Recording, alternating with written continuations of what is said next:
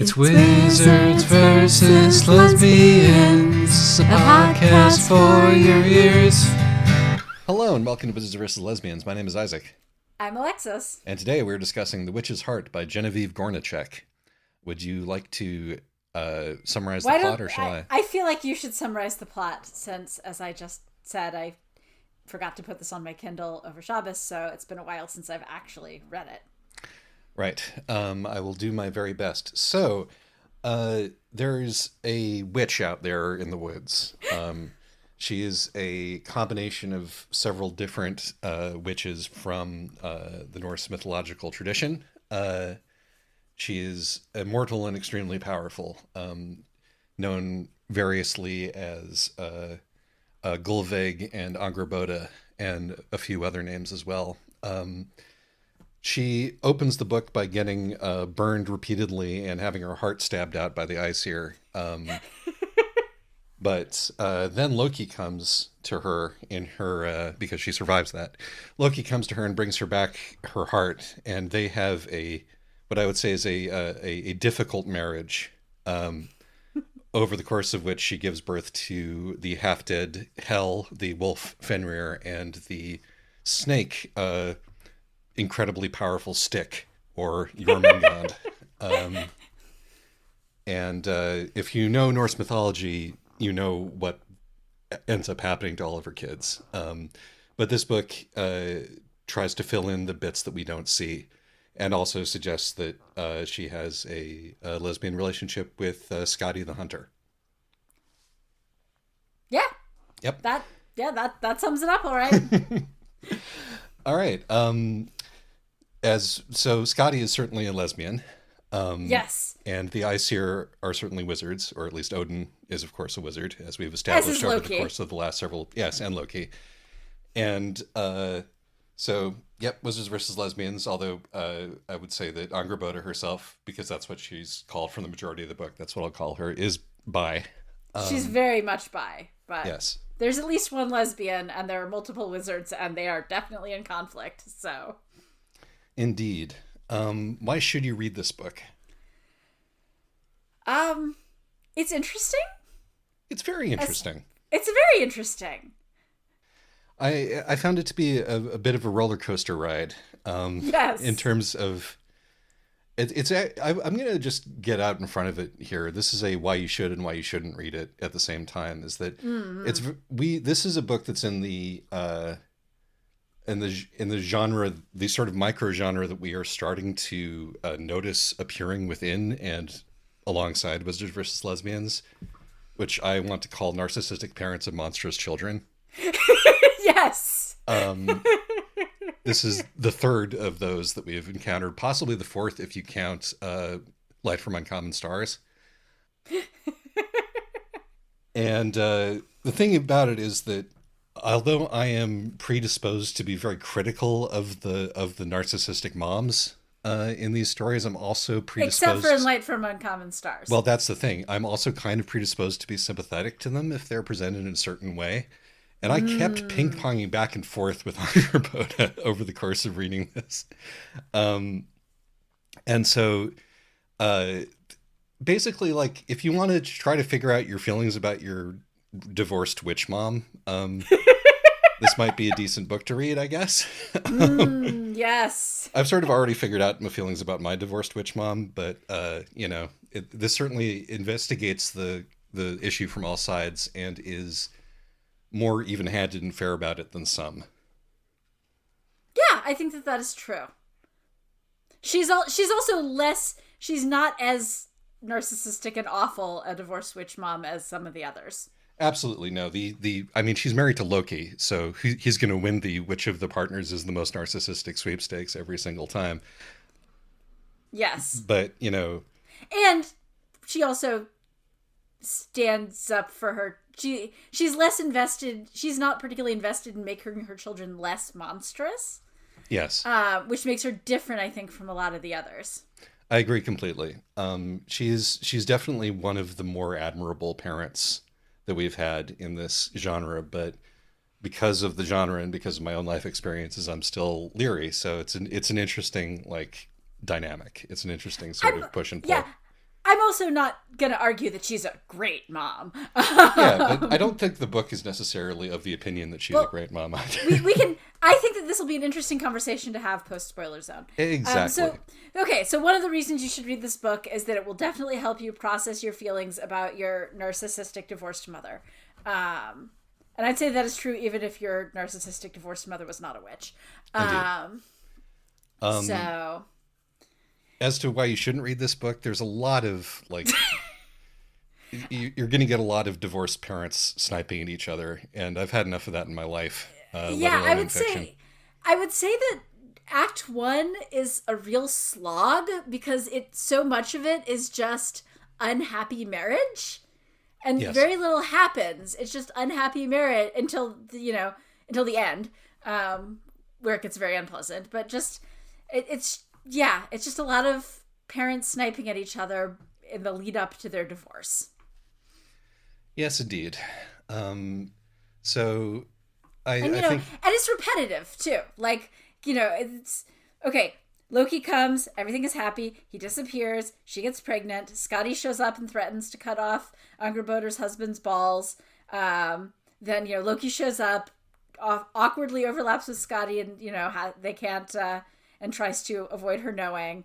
And then Scotty leaves, and then the monstrous baby is born, and then the cycle repeats. Like, it's very episodic. Yes, you have to get through all three children in order to satisfy the fairy tale. So, but yeah, no, it's the book has a huge pacing problem, and the first half of it drags immensely, but it does improve after that point, at least in terms of like things happening. Right. The third part, plenty of things happen. It still doesn't have like a plot exactly, but lots of things happen, and it's not just the same four things over and over again. So, and they're interesting things. And I think that you get more interesting characters because she's not spending the entire time living in a cave. Agreed. And another reason to read this is like, I think that if you take this book in common with all of our other Norse-derived books that we're doing in this little mini arc, it's like it really does bring home how people can look at the same source material and just go wildly different ways with it. It's like it doesn't really matter what the myth is. It matters what the author wants to make of the myth, and that the content itself is mythic enough, I think. Yeah. And I found that very interesting just on its own merits. Yeah. It's I think that, myth retelling really does tend to say a lot more about the author than it does about the source story. Yeah, which I think that's as it should be, and makes sense. Yep. Content warnings, unless there's anything. Oh, there's a lot of content warnings. Yeah, so we've got our main character gets murdered immediately. 3 times. 3 times in a row, and like in a horrible way, just to start the story off.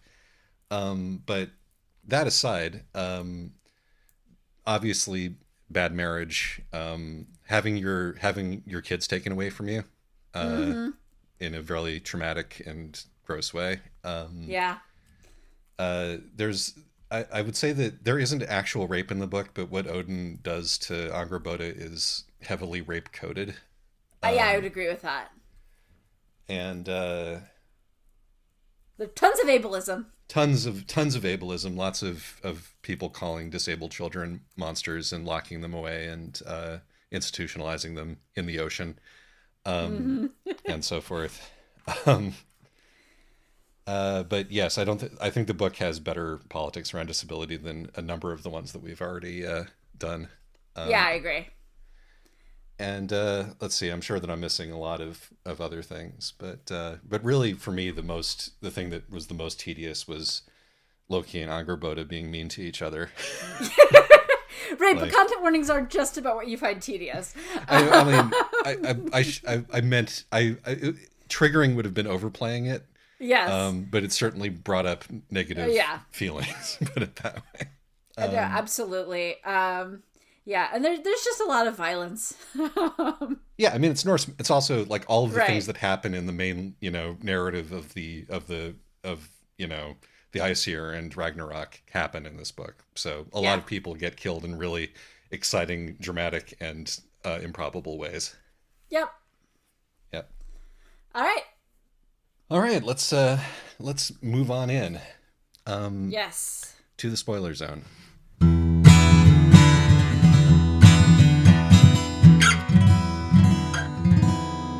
Spoiler zone. So, I think so. A bunch of my notes are, well, a family can be, and then a list of the the various things that this family is. A family can be a giant wolf, a snake, a half-dead girl, a half-giant shapeshifter, and a immortal witch who's lost her memory, and a drunken huntress lesbian, all at once. Who just sort of hangs around a lot. Yes. Speaking of which, I think it's really funny that even a immortal witch woman who is supposed to be like the combination of a bunch of feminine archetypes is also a useless lesbian. Yes. Like her sheer shyness around bringing the issue up with Scotty when they've already been like sleeping in the same bed primly for weeks was very funny. Yes, and when it's been made abundantly clear from the beginning that Scotty is super into her. Yes, indeed. But I guess that is one of the things that and maybe this is one of the things that also made me more kindly inclined to the mom in Light from Uncommon Stars, is that if the jokes are funny, I tend to be more sympathetic, and this book does have some funny jokes in it, which helps. Although it is mostly grim, but there are still some funny jokes. Yes. So, I mean, it's interesting because if you strip out all the mythological stuff, this is definitely the story of a woman who goes through a nasty divorce and then runs off to be a lesbian with her bitchy best friend. Our little boy is 4 years old and he's more wolf than man. So we spell out all the words we don't want him to understand. G-O-A-T or maybe M-O-N-S-T-E-R. But the words we're hiding from him now are more dangerous by far.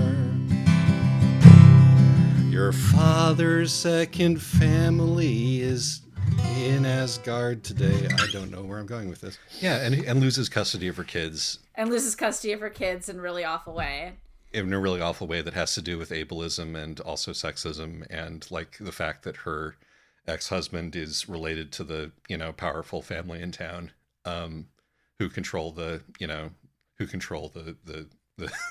child protective services around here or whatever. And yeah, no, it's it pretty much just works on that level. It really does. On that level, there are things about it that I like and things about it that I don't.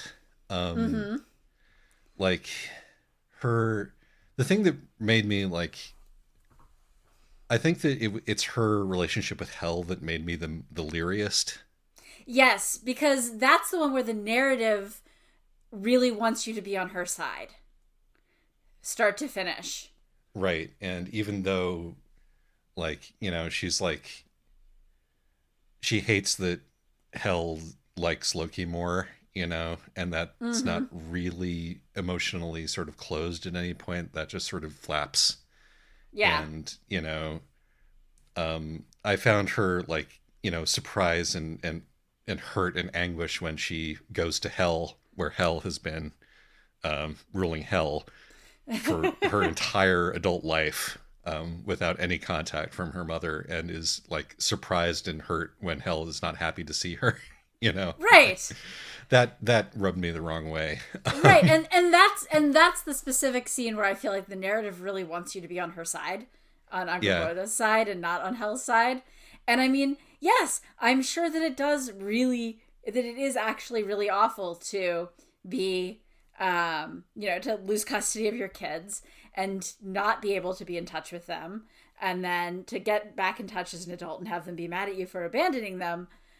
I'm sure that is a genuinely traumatic and awful experience, but there's still this sort of sense of, oh, well, it's Hell's fault because, she never really loved you.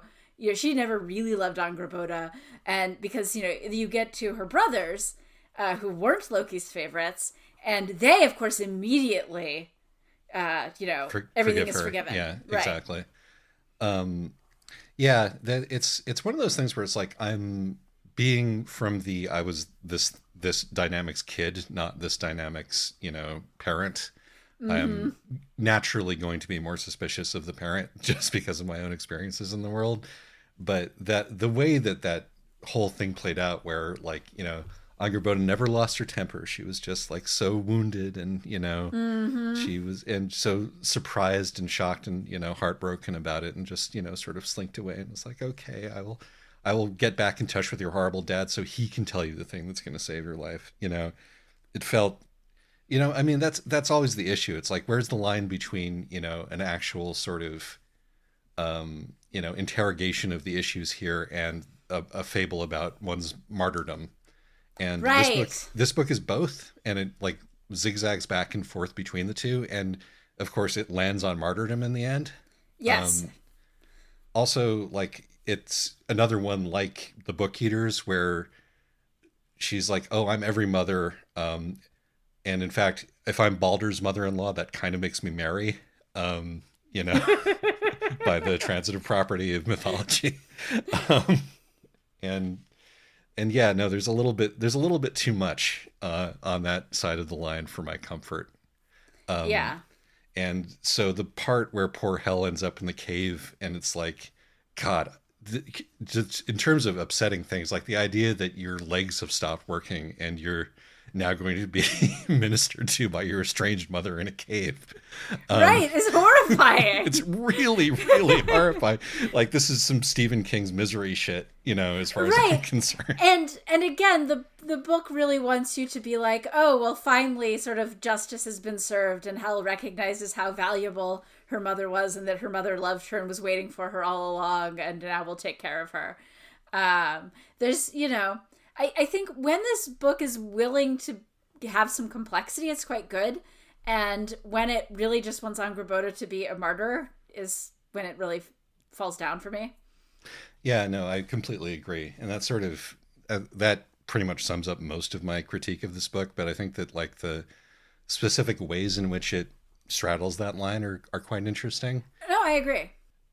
I think that it's one of those things where it's like, the book simultaneously has contempt for Loki for being concerned with his legacy, and also like feels wounded that Angrboda won't have a legacy. Yeah. In this very strange way, it's like I don't quite understand, like, that when she pokes him about it, about like how he wants to be remembered, he gets incredibly weirdly angry about that, and it's sort of his insecurity around his own belonging and his place in the narrative is like his tragic character flaw.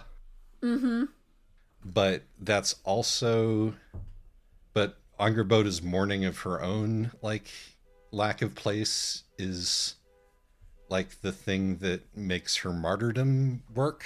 It's strange. I didn't quite understand, how we were supposed to feel about that at the end of the day. Yeah, well, this is again where if you read it through the narrative of, the divorced mother, of course everything he does is bad because, he's the asshole husband. Yes. And it's like, okay, because we're assuming that he is, that he's coming from a position of, well, I don't know. It's like she does come around to having a lot of sympathy for him. Yes, though in some ways it's sort of, the book sort of presents it as, well, she's always going to have a soft spot for the father of her children and, this person that she loved for so many years. Yes, although, to be fair, he's also an asshole. I mean, I don't want to... He's also he's absolutely an asshole. Both in this text and in the mythological text that this is based upon. Yes.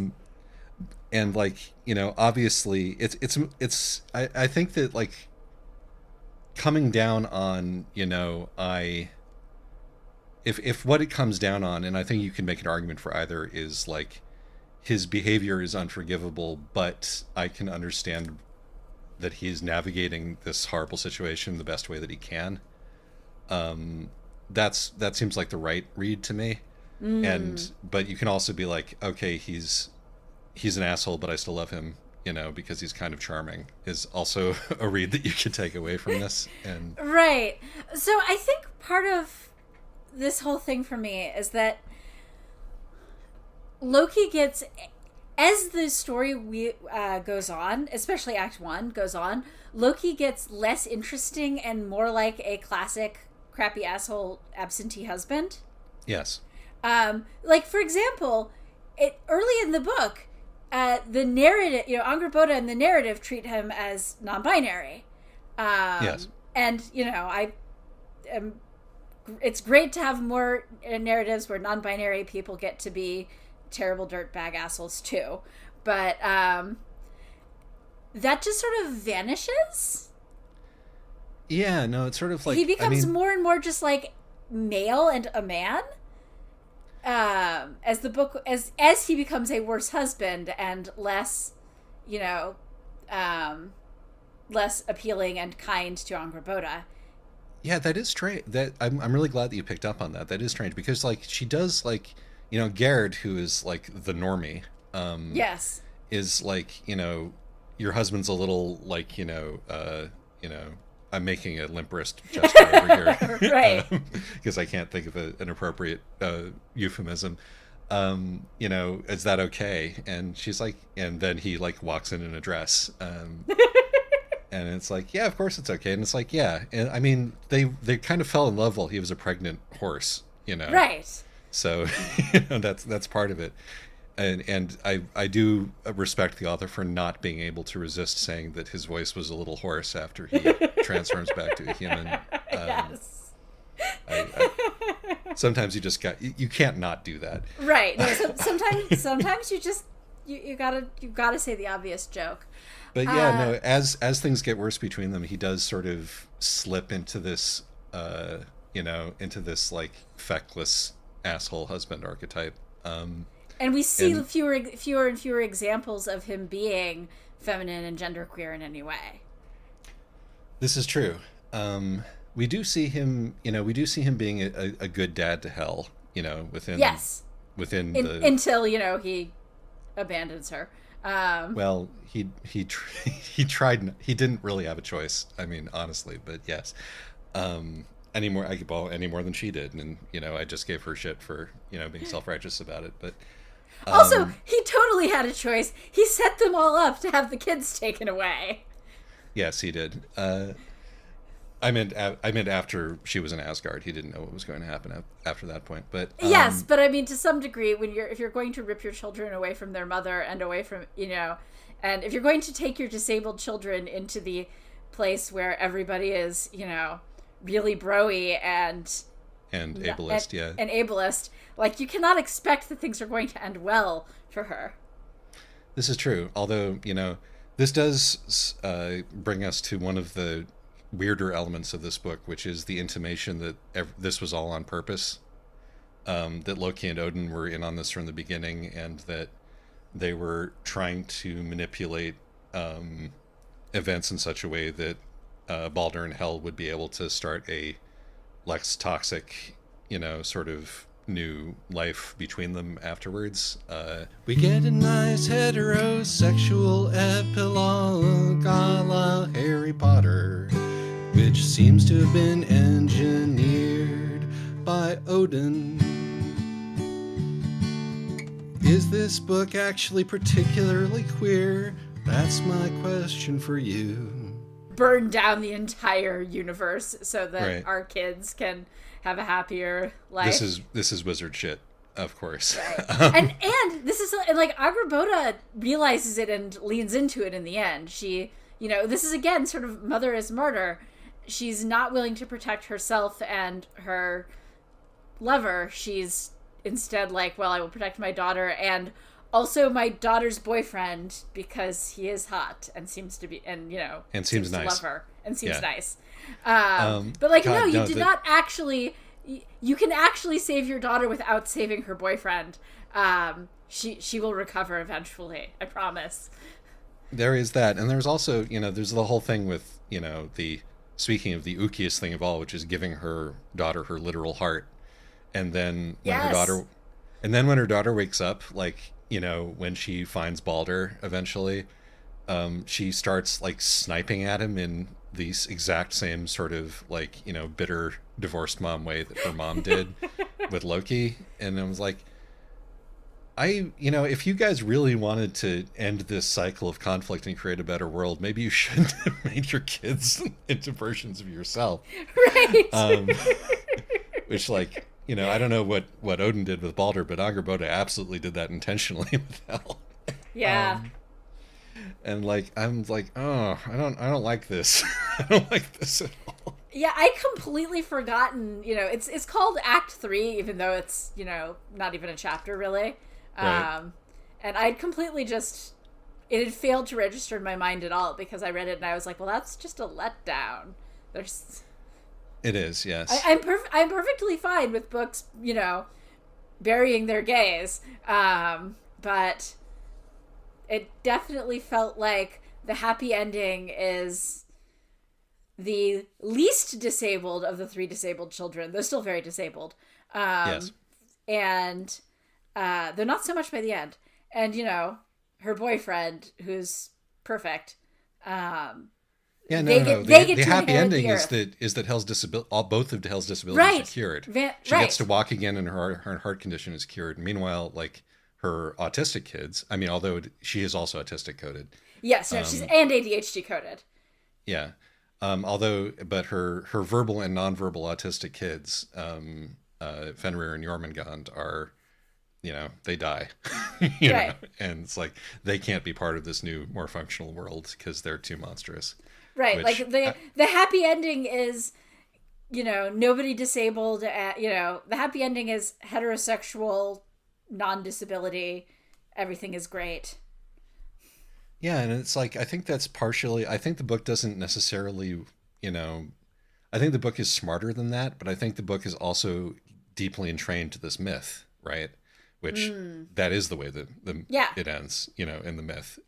And that's one of the problems with hewing this close to your subject matter, is even if you're trying to find like the little cracks in the narrative where the light gets in, it's like where we're off stage so we can have our, lesbian dalliance or what have you. It's still, you're still kind of giving in to fate after a certain point, and it's kind of a failure of imagination, and a failure of like that sort of revolutionary instinct. So yeah, again, I have mixed feelings.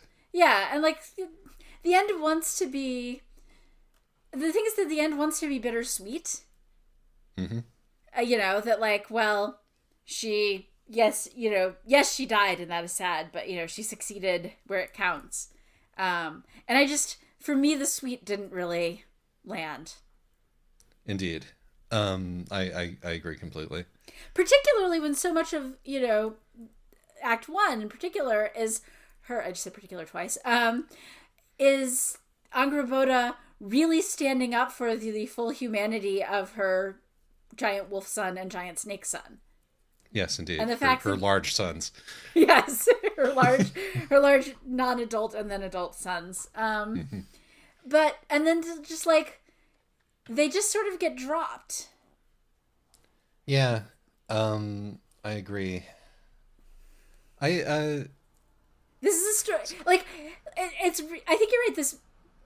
This book keeps swinging back and forth between all of these different things. Yeah. Well, I mean, can I sort of highlight the parts of it that I liked? Since yeah, we absolutely. sort of went in on those parts that we didn't. It's the zone where we talk about the things we liked. So one thing that it sort of avoids is is making it all about women versus men. Yes. And part of the way that it does that is that it, sort of plays up how swishy Loki is. Yeah. But part of the way that it... Sorry, go ahead. I was going to say, though again, he's at his most sympathetic when he's swishy, and he becomes more standard, guy as he becomes less sympathetic and kind. Yes, and you could argue that, you know, part of the problem with Fenrir and Jormungand is their maleness in addition to their monstrousness, but I think that it's not so great at making good men, because like Baldur is absolutely a token nice guy. Yes, he is. But it doesn't hate Loki. And also but where sort of it excels in that is it makes her relationship with other women very complicated. Yes. Which I think is probably my favorite part of the whole book is Angrboda's relationship with these various other women. Yes. My very favorite thing is that after Odin rapes her, essentially, by taking her power and bringing her to a place where she wasn't comfortable going. And tying her to a tree. And tying her to a tree in the process. The way that, and afterwards she's traumatized, and so she can't access her magic, which is generally treated as a libidinal metaphor in this particular section. Yeah. But who gives her libido back is she has this weird sexual encounter with Freya, who is a huge bitch. Right. But Freya is like, okay, I'll help you work. I'll help you work through your sexual trauma. Which is like, because I want something from you, but still. Because I want something from you, you know, and you know, I'm your old student, so there might have been some sort of, you know, teacher frisson back in the day. Right. Yeah. It's a combination of because I want something from you, but also for old time's sake. Yes, and I thought that the relationship between Angrboda and Freya was like really messy and interesting, and yes, you know, that's true. Chaotic in a way that I really enjoyed. And I also actually enjoyed her relationship with Gerd, which because it never settles. Like whenever Gerd is given a chance to do things that are, you know, that are being a good daughter and a good wife.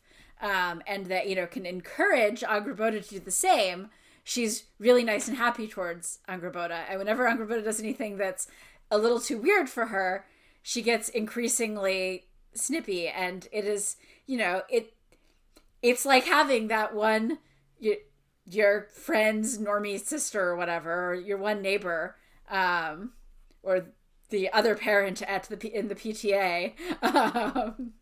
I was completely confused by Gerd at the beginning because I didn't realize how young she was supposed to be. I don't know if I just didn't notice it in the context, because everybody's age is very strange here because they're all immortals, of course. Right.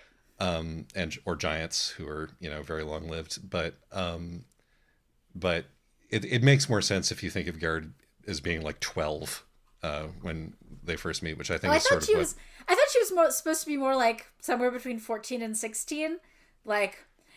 same general idea, yeah. Right, but like at the age where she's very aware that, you know, she's starting to be very aware that people might be having like premarital sex, but she's past the age where it's just, teehee, this is weird, and to the age where she's going to be kind of judgy about it.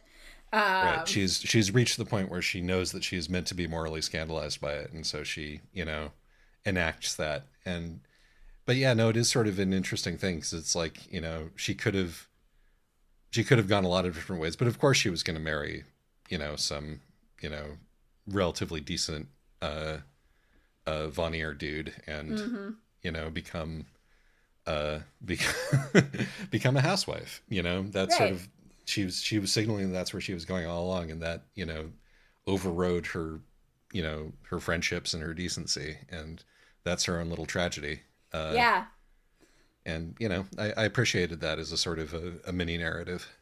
Yeah. And honestly, I thought that her relationship with Loki's other wife was fairly well depicted. In that, also, that's basically the only time where the narrative is willing to acknowledge that Angrboda is doing something wrong, as opposed to making, you know, there's plenty of times where she makes poor decisions because she doesn't have all the information, or because, you know, she's weak, or you know, she's dithering. But the one time where she's like, really, you know, well, this is unacceptable behavior, Angrboda, and she in the narrative realize it, is when she's fighting with Loki's other wife.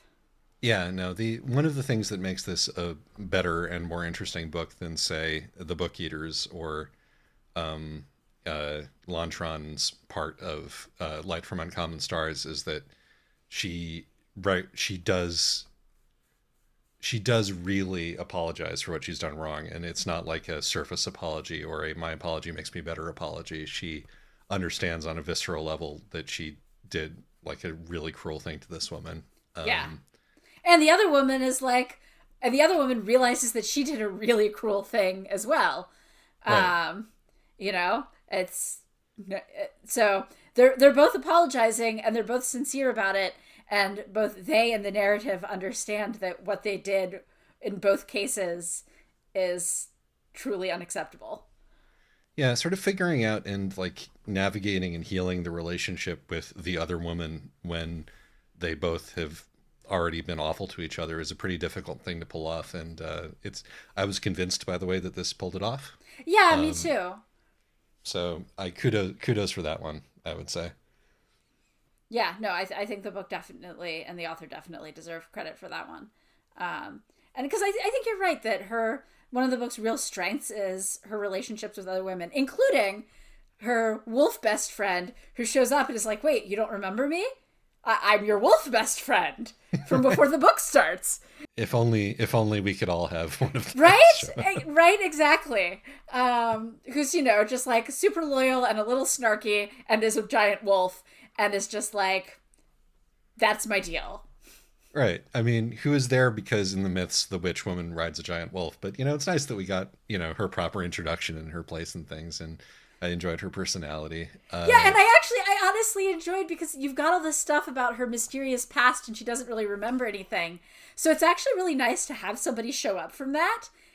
And also that, like, for a giant wolf, she's very mundane. She has a very sort of down to earth personality, which makes this sort of like, again, there's a lot of complicated relationship between women in this book, which means that we're not like harkening back to the good old days of the matriarchy where we're all wise priestesses and right. healers and witchwomen. There's it's both more complicated than that, and it was just life. So we have this old friendship, but we're kind of prickly with each other, and she's just an old cranky woman who is also a wolf. Right. And speaking of cranky women, let's talk about Scotty. Yes. I think that I think that like the whole Scotty's marriage is such a great subtle way of setting up that she's gay. Because well, first of all, it's pretty obvious from the beginning that she is into Angrboda, because she shows up, is doing a ridiculous amount of kind things for her, and then gets really unreasonably upset when Angrboda has a boyfriend/husband. But yes, the fact that then she gets married and the marriage is absolutely miserable from the get-go. Well, it's not just even that it's miserable for the get-go. It's like, yeah, we tried sleeping together, but he can't stand the ocean, or I can't stand the ocean, he can't stand the mountains. So we were like, yeah, okay, this isn't going to work. We're going to go our separate ways, which I thought was a very sort of cool metaphor, and probably, a metaphor that runs through from like the original myths of like, yeah, we got married and then we realized that we're not into each other sexually, Right. And also, there's a thing where Angrboda is really oblivious to Scotty's sexuality. And Loki, the fellow queer of the book, immediately twigs onto it. And part of this is, you're so into my girlfriend/wife, but it's also, clearly queer person recognizing queer person.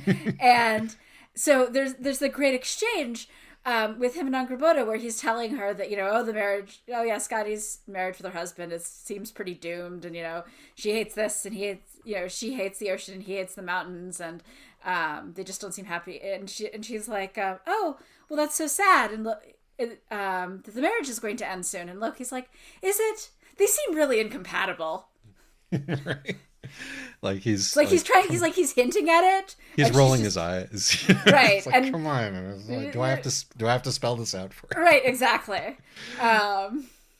And when he does, when he and Scotty are sniping at each other, And he's like, oh, well, don't you wish you knew what my wife tasted like? And Scotty turns bright red, and Angrboda's just like, Scotty clearly doesn't like to hear somebody being lewd in front of her, which is so, she who's so spent unlike Scotty. right, she who has spent much of the book threatening to cut off Loki's balls and feed them to the goats. Yeah, clearly this is some it's high-grade just lewdness. obliviousness. Right, but like that actually read to me as real, and that dynamic, with the three of them, of the two queer people and the oblivious person who has not realized yet that she too is queer, really, I thought was very well depicted. I agree. I'm also, as you said, it's not a surprise, even though that's sort of the point where it's made explicit to everybody in the entire universe except Angrboda, who is very wise in some ways and completely and is about as oblivious as a brick in other ways. But no, it's like from the very beginning, it's like, oh yeah, no, it's a very straight girl thing to do, to go wandering around the Ironwoods in hopes that you'll meet the witch who's the mother of wolves out there, Right. Totally normal straight girl behavior. Right, exactly. So, so that I thought, again, I think in general, the interpersonal, the dialogue really, and the ways that it reveals how, the relationships is quite well done.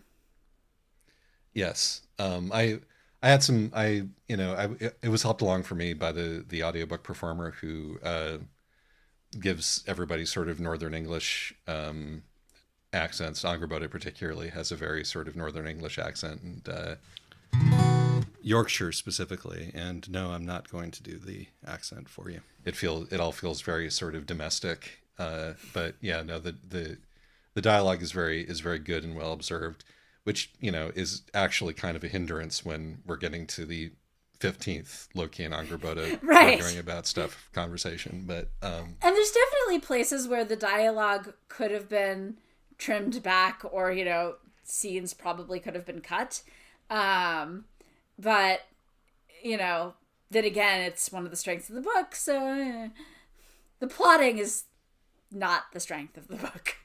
Yes. Yeah, no, that is true. That is absolutely true. And I mean, but that's not like the point of the book. Like the book is supposed to be about like myth and emotions and feelings and divorce. Yeah, and those things it does fairly well. And I will also say that I think, again, the author gets real credit for letting the myths be as weird as they are, and not trying to sort of, not over explaining them. Not even though the author does the thing where, all of these witches from all of these myths are actually just the same person changing names. But other than that, the author is totally willing to just let things be weird. Like, Agreed. That is definitely another thing that I really liked about it, is that we get into, so what's it like to be pregnant with a snake? Right. Like, exactly. How's that going to evolve? How's nursing going to work? Right. With Fenrir? And it does all that. Like, it does a good balance, because it's willing to play out the implications of what this would be like in somebody's lived experience, but it doesn't try to explain any of them. You never do understand why she gave birth to a wolf and then a snake. The closest you get is she shows back up and she has her snake reins and her wolf best friend, and she's like, wow, wolves and snakes sure crop up a lot in my life. Oh well. Yeah. And I enjoy that. I think it's good to I think that even non-myth and fairy tale plots could do more just letting things be weird. I agree completely. Yeah, no, none of it just seems like, and I said at the beginning of the episode, sometimes a family is blah blah blah. They just feel like a family. Yeah, sometimes a family is an immortal witch, her wolf best friend, her lesbian lover, her non-binary ex-husband, her half-dead daughter, and snake son and wolf son, the two of which are going to destroy the world. Yeah, and it's like it's a tale as old as time. Your half-dead daughter's inconsolable because your wolf son ate her sheep. And these are just the things that a mom has to deal with. Yes. And so on and so forth. But yeah, no, I really enjoyed that. I liked the characterization of Hel with her knitting or crocheting. I think it's needle felting. Needle felting. Oh, okay. Because there's the thing, lot. right? Well, because there's the thing where it's supposed to get. I think she's doing something that involves needle felting anyway. Because there's the whole thing where it gets thicker and smaller when she's done with it. So, Sure. But actually, and I thought that Loki and Hel's ADHD were well portrayed. Like, they were very clearly supposed to both have ADHD. And it was well portrayed, I thought. It's certainly one of those moments where that was one of the things that made them love each other, was that they recognized that that they were of similar. They had, similar things going on between them. Right. And, you get to see all the ways in which it is irritating being with somebody with ADHD, as everyone I've dated can attest to. But it's sympathetic in a way that it's accurate and sympathetic in a way that, like, doesn't glamorize and that's an area where Angrboda is not made out to be a martyr. The fact that her husband and then ex-husband has ADHD and her daughter does too are portrayed as, these are annoying things to deal with, but they don't make her a martyr. And that's a really rare thing to see of, moms, that in these stories of moms with neurodivergent children. Yeah. And, she likes hearing about the weird shit that he gets up to. She likes hearing his stories. Right. And she likes, seeing Hel pick up fiber crafts. Right, exactly.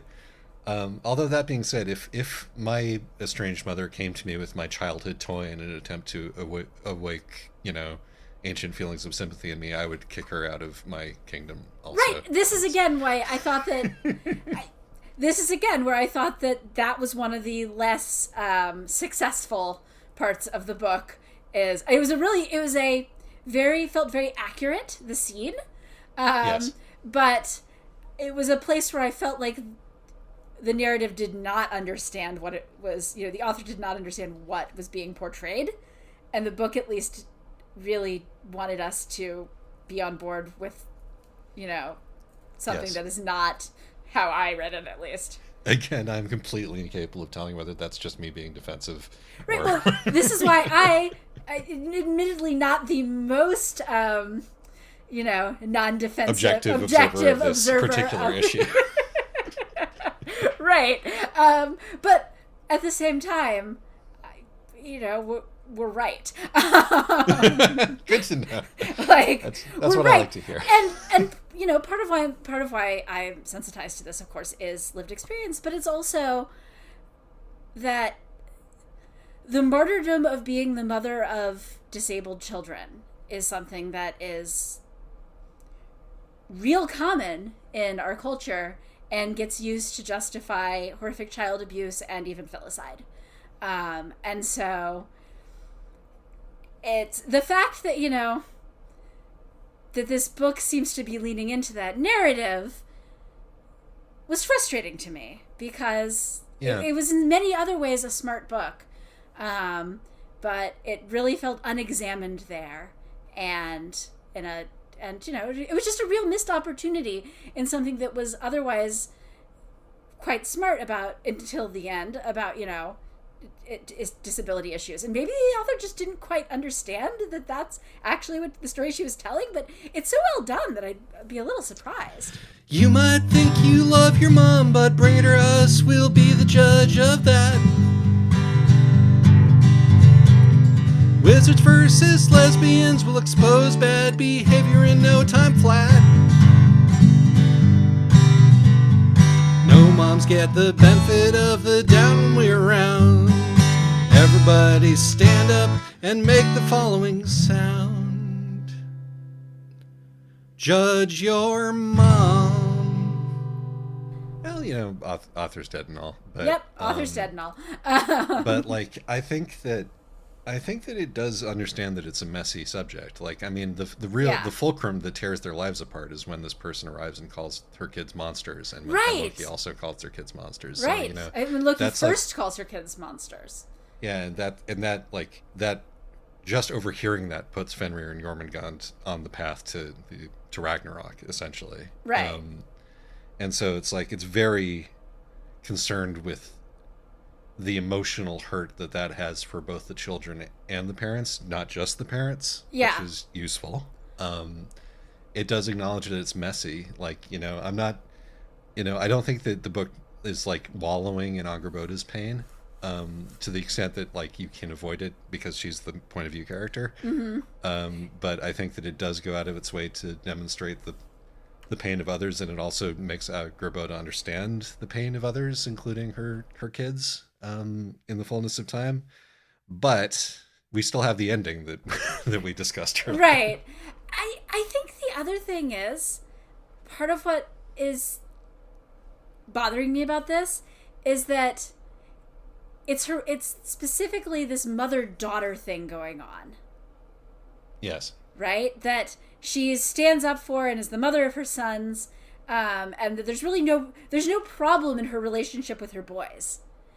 But it really dwells on, you know, the angst of the mother-daughter relationship when, you know, the daughter is a daddy's girl and doesn't appreciate all the sacrifices that her mother made for her. And, Well, you say that there's no problem with her relationship with her boys, but this book does pick up, you know, bring up a specter of something that we've seen repeatedly in this particular, you know, genre of fiction and in real life, which is the sort of hovering worry that her sons are going to get big enough to hurt her and that she's not going to be able to physically control them. that's true. But then when it happens, and she has, you know, and it happens in the wake of Hel, you know, rejecting her, she sees her adult sons, and there's not, you know, when they are definitely big enough to hurt her, and they're just like, Mom, we missed you so much. Of course we're not mad at you. Why would we be mad at you? Yeah, okay. It does sort of subvert it, but I feel pretty sensitive about that particular issue, and so I think you know, it's like, No, you're right. You're right that is also there. It's just that it doesn't. It presents this as this fear, but again, it's never she never really has any conflict with her sons. Yeah, no, that is true. Apart from, you know, when they eat the goats, Yes. there's a bit of conflict. Right. There. There's a bit of conflict But you there, know, but that's like, you know, your kids are becoming teenagers. They'll eat a goat. You know, right. this will happen. That was very much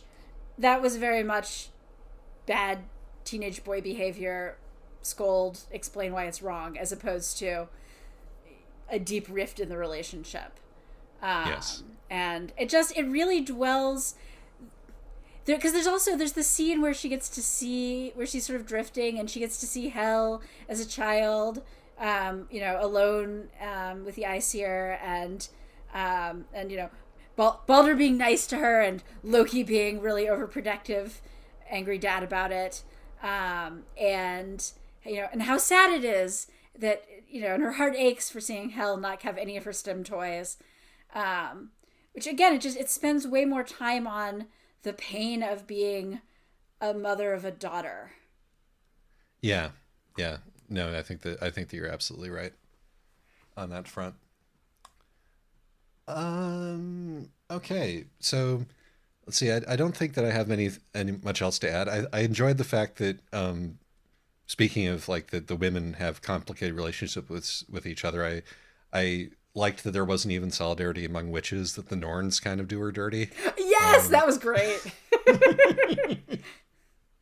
It's like, you know, you can't trust, you know, it's just, there's no honor among witches, I don't think. At least not in this world. And I do have to say, a lot of times, a lot of books with witches, especially sort of a retelling the myth from the witch's point of view, do really lean into a certain kind of feminism and a kind of, you know, gender essentialism about women and women's magic, and this absolutely does not do that. No, it does Her not. magic no. is not you know, gendered at all. even if we're even if we're like folding multiple crones into each other, there are other crones and they have different agendas. Right, but also her magic is something that can be taught to Odin. Yes, absolutely. And, and she can learn other kinds of magic. There's nothing fundamental to her womanhood that makes her better or more magical. And that I really liked. Yeah, very much unlike the book that we did last time. Right. Which, takes the same cast of characters and manages to do that kind of feminism to it in a way that we found... distasteful. Exactly. Yeah. So again, you can take these stories and you can do a lot of different things with them from a lot of different perspectives. Yeah, I enjoyed one thing about Norse mythology is that all the characters are assholes and idiots, and that really comes through in this book, but yes. Even the ones that we like. Yes. So yeah. So that's very good. You've brought me around somewhat on this book. What I took away from my first reading of it was being disappointed by the ending and really bored by Act 1. And you've sold me on all the things that this book does really well, even if I still think it's quite messy. It doesn't really succeed as a book, but it does have a lot of interesting stuff and is probably worth a read. But feel free to skim Act 1 if you're starting to get bored. Yeah, I think part of it was that, like, when I was slogging through Act 1, I was like, oh dear, but then it continued to surprise and interest me after that, and so it left me with a relatively good taste in my mouth as a result. It lowered my expectations and then exceeded them. Expectations management really is an important thing that books need to do. So the next episode that we're going to record is our Q&A. Thank you. You will have heard it months ago by the time this comes out. Right. But thank you to everybody who sent us questions again. And I don't know what book we're doing. I think the next book we're going to do is going to be The Sun in the Void, which isn't actually on our list, but I read recently. Okay. Well, stay tuned for that or possibly something else, depending on how things turn out. But thank you again very much for listening to this podcast, because we like doing it, and it's been really heartening to hear that some people like listening to it too. Yes, thank you guys. All right, bye. Bye. Through this little trilogy on Norse mythology, we've seen the same myths interpreted different ways, which is always interesting. However, this book marks the first time we've seen an entire scene that we've seen before, because it was in The Sandman, where Loki is rescued from the snake.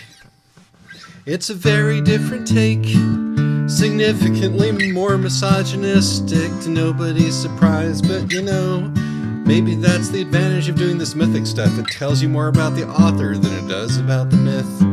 Like Taika Waititi making the Aesir into boat people. That was a choice.